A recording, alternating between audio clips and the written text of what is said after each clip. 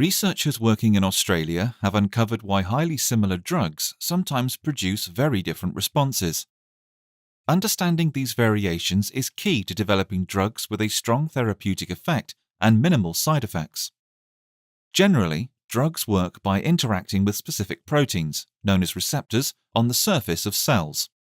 These interactions cause changes in cell signaling that allow the body to respond to medicine.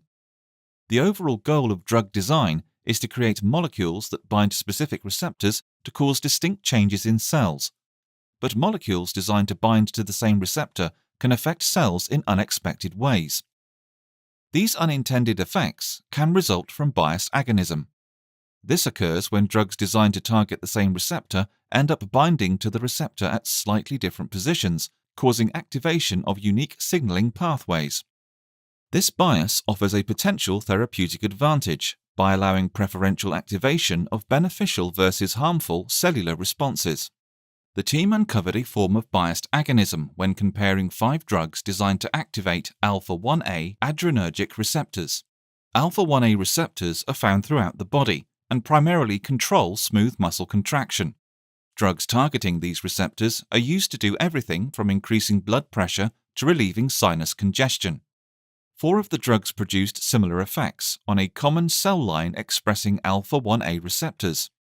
They increased levels of calcium and cyclic AMP, 2 important signaling molecules, and moderately activated the proteins ERK1 and ERK2, which regulate many cellular processes.